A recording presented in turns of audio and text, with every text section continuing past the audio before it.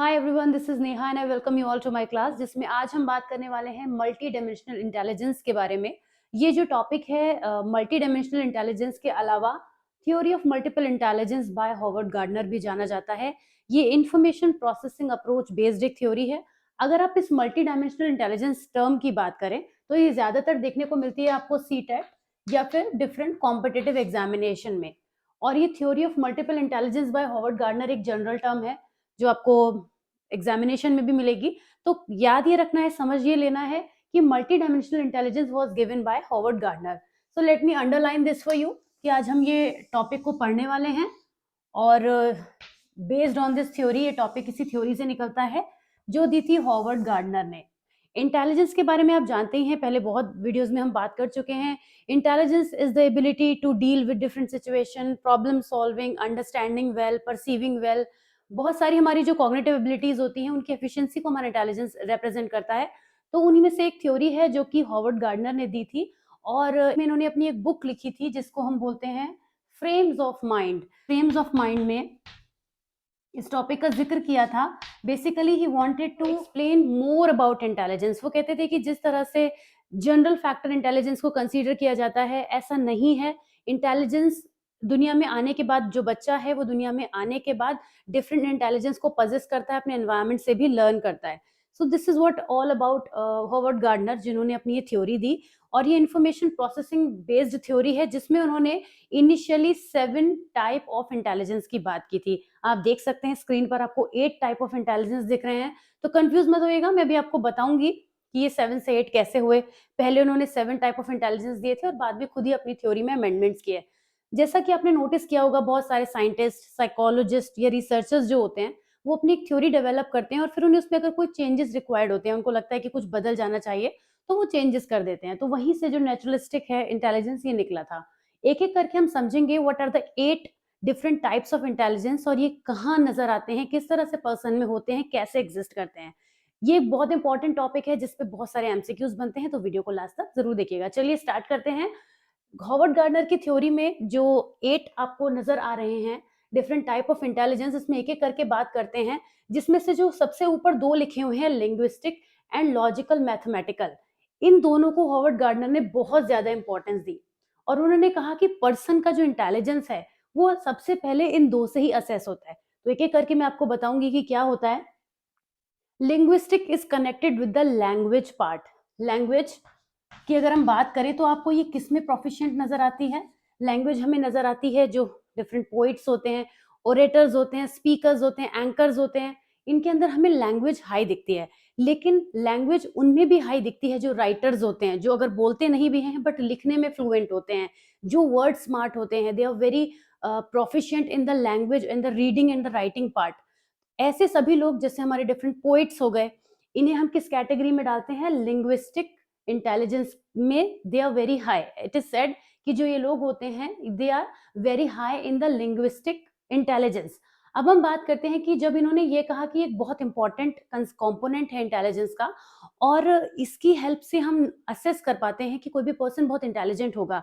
आप देखिए, हमारा जो कम्युनिकेशन स्किल्स होते हैं, हमारा जो बात करने का तरीका होता है, सबसे पहले अगर हम किसी से बात करें तो अदर देन योर अपीयरेंस, यही एक ऐसी चीज है जो दूसरे पर्सन को अट्रैक्ट करती है। तो जितना अट्रैक्टिव वे में आप किसी पर्सन से बात करेंगे, जितना स्मार्ट आपका वर्ड सिलेक्शन होगा, जितना ब्यूटीफुली अपने वर्ड्स को आप नैरेट कर पाएंगे, जितना लॉजिकली स्मार्टली आप अपने मैसेज को कन्वे कर पाएंगे, वो सब आपके लिंग्विस्टिक इंटेलिजेंस का पार्ट है। और डेफिनेटली ये दूसरे जो लोग होते हैं उनको अट्रैक्ट करता ही करता है। तो कहीं ना कहीं linguistic intelligence is actually really one of the very important intelligence given by Howard Gardner. दूसरी वो बात करते हैं लॉजिकल मैथमेटिकल इंटेलिजेंस की। जब एक बच्चा छोटा होता है तभी से उसकी कैलकुलेशन स्पीड अप करने के लिए, उसकी न्यूमेरिकल एक्यूरेसी के लिए उसको बहुत बूस्ट किया जाता है। आपने देखा होगा कि जो छोटे बच्चे होते हैं उनके पेरेंट्स उनकी और किसी सब्जेक्ट की क्लासेस कोचिंग्स लगाएं ना लगाएं या फिर स्पेशल क्लासेस उनको दें या ना दें, बट मैथ्स पे जरूर ध्यान देते हैं। ऐसा आप नोटिस कीजिएगा अगर आपने अभी तक नोटिस नहीं किया है। ऐसा क्यों होता है? क्योंकि जो भी लोग मैथमेटिक्स में हाई होते हैं, अब मैथमेटिक्स का मतलब यहाँ पे लॉजिकल मैथमेटिक्स में दोनों चीजें इंक्लूड हो जाती हैं, लॉजिक एंड मैथ्स, यानी साइंस भी इंक्लूडेड है। जो साइंटिस्ट होते हैं, जो रिसर्चर्स होते हैं, ये सब क्या वर्क करते हैं? ये they work on the accuracy, the logics, the different phenomenas, different stats. तो जितने भी लोग होते हैं जो रिसर्च की फील्ड में वर्क करते हैं, स्टैट्स की फील्ड में वर्क करते हैं, या फिर साइंटिस्ट होते हैं, नोबेल प्राइज विनर्स जो होते हैं, वो सब लॉजिकल मैथमेटिकल में हाई होते हैं। बट ये तो मैंने कुछ ऐसे एग्जाम्पल्स दे दिए जो बहुत ज्यादा हायर ऑर्डर लेवल के हो गए। अमंग द कॉमन पीपल, जो लोग मैथमेटिक्स में बहुत प्रोफिशिएंसी रखते हैं, जिसमें कि वो कम टाइम में किसी क्वेश्चन को कर पाते हैं, बहुत ही कम टाइम के अंदर अच्छे अच्छे सोल्यूशंस प्रॉब्लम के प्रोवाइड करा पाते हैं, मल्टीपल सोल्यूशंस प्रोवाइड करा पाते हैं, ऐसे पर्सन को लॉजिकल मैथमेटिकल पर हाई कंसीडर किया जाता है अकॉर्डिंग टू हॉवर्ड गार्डनर। अब हम इन दोनों को कंबाइंड समझने की कोशिश करते हैं। किसी भी पर्सन में जब हम ये दो फैक्टर देखते हैं, तो हॉवर्ड गार्डनर ये कहते हैं कि they are extremely intelligent, they are considered to be very intelligent only because they show very good proficiency in the language, also they are logically mathematically very smart. तो जब हम ये दो कैटेगरीज में किसी भी पर्सन को फॉल करते हैं, तो इस पे जब वो अच्छी तरीके का अच्छा अपना रिस्पॉन्स देते हैं, तो हम कहते हैं कि they are very high on these two intelligence. तो लैंग्वेज हो गया लिंग्विस्टिक्स से जुड़ा हुआ, जहाँ पे लैंग्वेज, रीडिंग, उसके अलावा जो भी कम्युनिकेशन स्किल्स हो गए, और किस तरह से अपनी बातों को प्रेजेंट करना है, selection of word, choice of words, ये सारी चीजें लैंग्वेज में आती हैं। लॉजिकल मैथमेटिकल में numerical ability, accuracy, speed, the lesser the time they have taken, ये सारी चीजें मैटर करती हैं लॉजिकल मैथमेटिकल में। Also the logic, using the using thinking multiple solution to a problem, thinking logically, critical thinking, differentiation, all these things come under logical mathematical। तो ये हमारी बहुत ही रेगुलर लाइफ से जुड़ी हुई दोनों टाइप ऑफ इंटेलिजेंस है जिन्हें हम यूज करते हैं। अब हम बात करते हैं स्पेशल इंटेलिजेंस की। स्पेशल इंटेलिजेंस जो टर्म है वो स्पेस से बना है, स्पेस। और स्पेस की जब हम बात करते हैं, मीन्स हम डिफरेंट डायमेंशन में चीजों को कैसे अंडरस्टैंड कर पाते हैं। अगर आप एक पायलट को देखें, या जो पर्सन एरोप्लेन लेके चलते हैं, वो कैसे उन चीजों को विजुअलाइज करते हैं, और obviously they are well trained for it, but उन्हें कहीं ना कहीं और लोगों से ज्यादा स्पेस की नॉलेज होती है, इसीलिए वो जो एविएशन की फील्ड है वो चूज करते हैं, and not everyone.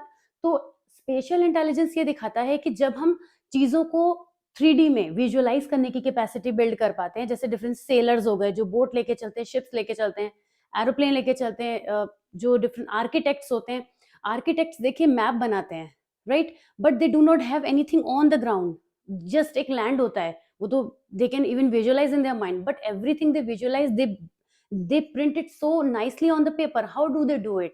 Only because they have the spatial intelligence, because of which they can do it। अभी स्पेशल और बॉडीली काइनेस्थेटिक में मैं एक कॉमन क्वेश्चन कनेक्ट करूंगी जो बहुत ज्यादा पूछा जाता है एग्जामिनेशन में, तो उसको भी ध्यान से सुनिएगा। बट स्पेशल में हम पहले बात करते हैं जो सर्जन होते हैं, डॉक्टर्स होते हैं, डॉक्टर्स में भी स्पेशली सर्जन्स, जब कोई भी डॉक्टर सर्जरी करते हैं तो they just it's very fun kind of thing लगता है हमको कि वो इजीली कर लेते हैं, but it's actually very critical. But they somehow do it so perfectly कि कोई भी सर्जरी जो है वो आपको सक्सेसफुल नजर आती है। तो वो भी कहीं ना कहीं स्पेस को अंडरस्टैंड करते हैं कि किस तरह से वो अपनी सर्जरी में कैसे कट करेंगे या कैसे किस चीजों को वर्क करेंगे। तो special intelligence is also associated with the surgeons. Coming to the next one which is bodily kinesthetic. Bodily kinesthetic का मतलब होता है आप अपनी बॉडी को कितना फ्लेक्सिबल, कितना इजीली मूव करा सकते हैं। अब जब मैंने ऐसा बोला है तो आपके माइंड में डांस आया होगा, डेफिनेटली आना भी चाहिए। जब हम डांस करते हैं तो हमारी बॉडी बहुत सारा मोशन करती है, मूवमेंट करती है, और बहुत इजीली और बहुत अच्छे तरीके से कर पाती है। तो बॉडीली काइनेस्थेटिक के अंदर डांसर्स आते हैं। इसके अलावा जो जिम में वर्क करते हैं, अगर आप खुद जिम में जाके एक्सरसाइज इजीली कर पाते हैं, चीजों को अंडरस्टैंड कर पाते हैं, या फिर जिम ट्रेनर्स जो हो गए, they are very very good at bodily kinesthetic. तो अभी हमारे बॉडीली काइनेस्थेटिक में सर्जन्स भी आते हैं, and this is the common question I was talking about, कि जो हमारे सर्जन्स हैं वो स्पेशल में भी आते हैं और बॉडीली काइनेस्थेटिक में भी आते हैं। उसका रीजन ये है कि हाथों की फ्लेक्सिबिलिटी वहां पे जरूरत होती है, हाथों को या फिर अपना आई कांटेक्ट भी या फिर बॉडी मूवमेंट भी किस तरह से करना है, जो पूरी सर्जरी में एक बहुत इंपॉर्टेंट पार्ट होता है, और स्पेस को विजुअलाइज करते हुए होता है। तो सर्जन्स जो होते हैं वो स्पेशल और बॉडीली काइनेस्थेटिक दोनों की कैटेगरी में आते हैं। कभी कभी क्वेश्चन एग्जाम में जो है थोड़ा ट्रिकी हो जाता है। अब जो पढ़ के जाते हैं, जिन्हें अच्छे से पता होता है, उनके लिए तो कोई प्रॉब्लम ही नहीं है, बट जिन्हें नहीं पता होता है वो कभी कभी कंफ्यूज होकर इस क्वेश्चन को बड़ा नॉर्मली गलत कर देते हैं। So not a big deal, आप तो जान ही चुके हैं कि अब आपको क्या करना है। Coming to the next one which is musical intelligence. Musical intelligence में जो म्यूजिक की रिदम को समझते हैं, उसकी बीट्स को समझते हैं, म्यूजिक का सेंस जिनके अंदर होता है। अपने कुछ रियलिटी शोज या इस तरीके के कुछ प्रोग्राम्स वगैरह जरूर देखे होंगे, जहाँ पे जज जो होते हैं वो ऑब्वियसली उसको टेस्ट कर रहे होते हैं, तो वहाँ पे जो लोग ज़रा-सा भी गलत गाते हैं वो एकदम से रोक देते हैं। हम शायद वो चीज़ परसीव नहीं कर पाते बट वो लोग कर लेते हैं। उसका रीज़न ये है कि they are very high on musical intelligence. तो ऐसा क्यों होता है? क्योंकि दे हैव द नॉलेज, उनको नॉलेज भी है, उनको सेंस है उस म्यूज़िक का बहुत अच्छे तरीके से, so they are very high on musical intelligence. Musical intelligence को भी हॉवर्ड गार्डनर एक इम्पोर्टेंट कंपोनेंट मानते हैं लाइक अदर्स वन। तो ये हो गया musical intelligence which is very simple कि जो म्यूज़िक के डिफरेंट फील्ड्स में हाई होते हैं। अगर कोई इंस्ट्रूमेंट प्लेयर की बात हो रही है कि इंस्ट्रूमेंट प्लेयर जो है, तो इंस्ट्रूमेंट प्लेयर बॉडीली काइनेस्थेटिक में और म्यूजिकल में दोनों में आ सकते हैं। ये कुछ इस तरह की चीजें हैं जो कुछ कॉमन क्वेश्चन बना देते हैं कि देखिए कोई भी इंस्ट्रूमेंट प्ले कर रहा है तो उसको अपनी बॉडी को मैनेज करना है, but they should also have a sense of good music, right? तो इसी वजह से म्यूजिकल और बॉडीली काइनेस्थेटिक जितने भी प्लेयर्स होते हैं उनमें होता है, बट म्यूजिकल अलोन की अगर हम बात करें तो वो उन्हीं में होता है जो सिंगर्स होते हैं या जो भी म्यूजिक की फील्ड में वर्क करते हैं, राइट? अब हम बात करते हैं very very important intrapersonal and interpersonal की। ये दोनों भी मैं आपको साथ में जोड़ के समझाने की कोशिश करूंगी। बस इंट्रापर्सनल और इंटरपर्सनल तक ही हॉवर्ड गार्डनर ने पहले अपने कॉन्सेप्ट को क्लियर किया था in the field of intelligence, but बाद में उन्होंने नेचुरलिस्टिक को भी जोड़ दिया। तो अभी इंट्रापर्सनल और इंटरपर्सनल को समझते हैं। ये जो इंट्रा वर्ड है ना, ये जुड़ा है सेल्फ से। आपको बस ऐसे ही याद रखना है, यही एक तरीका है कि इस इंट्रा को आप कैसे याद रखेंगे, सेल्फ से, और इंटर को आप कैसे याद रखेंगे, अदर्स से। बस अगर आपने इतना याद रख लिया तो फिर कोई बड़ी बात नहीं है। पर्सनल का तो मतलब समझते हैं ना आप। देखिए, इंट्रा पर्सनल का मतलब हो गया जब आपको सेल्फ की अंडरस्टैंडिंग होती है, जब आप खुद को इवैल्यूएट कर सकते हैं, when you are high on self esteem, when your confidence is high, self confidence is high, when you are able to conceptualize yourself, when you're good at self concept, when you are very good in understanding your own self, then you are high on intrapersonal। Intra अपने खुद के अलावा और किसी का नहीं होता। अगर मैं ऐसा कहूं कि मैं आपका इंट्रापर्सनल बता रही हूं, तो मैं आप एक्चुअली मैं इंटरपर्सनल पर आ चुकी हूँ। इंट्रा तो मेरा खुद का होगा। तो समझिएगा इस बात को कि इंट्रापर्सनल इंटेलिजेंस हर पर्सन का खुद का होता है, खुद को समझने की जो फीलिंग होती है। क्योंकि जब तक आप खुद को नहीं समझ पाएंगे तब तक आप इंटरपर्सनल पे नहीं जा पाएंगे। जब तक आपको सेल्फ की अंडरस्टैंडिंग नहीं होगी, आप अदर्स पे कैसे जा सकते हैं? तो इंट्रापर्सनल में हाई होते हैं फिलोसोफर्स, आपके psychologist, teachers also, right? They know what they are doing, they have a sense of their own self. तभी तभी तो वो दूसरों को अंडरस्टैंड कर पाते हैं। आप ये सोचिए कि एक psychologist, counsellors, all these kind of people, doctors even, अगर वो खुद की अंडरस्टैंडिंग नहीं समझेंगे तो दूसरे के इमोशन से कैसे डील करेंगे? अज्यूम कीजिए मेरे साथ कि एक थेरेपिस्ट है जिनके पास कोई पर्सन गया और उनके साथ अपनी प्रॉब्लम डिस्कस की। अगर वो बहुत इमोशनली वीक होंगे, अपने इमोशंस को मैनेज नहीं कर पाएंगे, तो वो तो अपने क्लाइंट के साथ में रोने लग जाएंगे, तो फिर प्रॉब्लम कैसे सॉल्व होगी, राइट? तो इसीलिए उनका इंट्रापर्सनल पर हाई होना जरूरी है।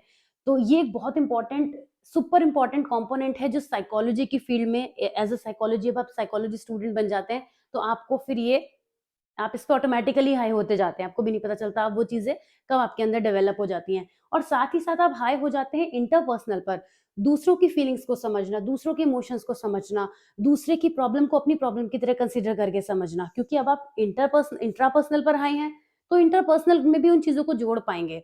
इसमें बहुत सारे लोग आते हैं, इंटरपर्सनल में भी वही लोग आते हैं जैसे कि आपके डिफरेंट थेरेपिस्ट हो गए, दे आर वेरी हाई और इंटरपर्सनल। जब तक वो इंटरपर्सनल पे हाई नहीं होंगे, दूसरों के इमोशंस को समझ नहीं पाएंगे, तो प्रॉब्लम सॉल्व नहीं कर पाएंगे। ये जितने भी आपके काउंसलर्स हो गए, जो भी problem solver kind of people होते हैं, वो सब इंटरपर्सनल पर हाई होते हैं, राइट? तो ये थे हमारे 7 टाइप्स ऑफ मल्टीपल इंटेलिजेंस जो इनिशियली लिए गए थे।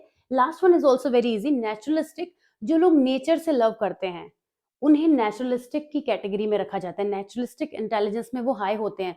नेचर में सभी कुछ आता है, जो भी चीजें नेचर का पार्ट है वो सब कुछ नेचुरलिस्टिक इंटेलिजेंस की कैटेगरी में आती हैं। जैसे there are people who have extreme love for the pets. आप में से भी कुछ लोग होंगे जिन्हें पेट्स बहुत पसंद होंगे। कुछ लोग ऐसे होंगे जो बर्ड्स को रखना पसंद करते हैं या फिर अपने घर में गार्डन को बहुत अच्छा मेंटेन करते हैं, क्योंकि they are high on naturalistic intelligence. तो ऐसे सभी लोग जो नेचर के टुवर्ड्स अपने लव को शो करते हैं वो नेचुरलिस्टिक इंटेलिजेंस पे हाई होते हैं। तो ये थी हॉवर्ड गार्डनर की थ्योरी, जो कि इंटेलिजेंस की एक सुपर इंपॉर्टेंट थ्योरी है और आई होप कि ये कॉन्सेप्ट और ये वीडियो आपको समझ में आया होगा. If you have found it useful then please press the like button and also subscribe to the channel अगर आपने अभी तक नहीं किया है. And will be bringing the questions, the MCQs based on this topic for you, and the link you will find in the description below. अगर आपने अभी तक ये पूरा वीडियो सक्सेसफुली देखा है then you should go and watch that practice set so that you can practice well. And in that section only you will get to know different questions कि कैसे in different intelligence से question बनते हैं. So I'll see you soon in the next video. Till then, take care. Bye bye.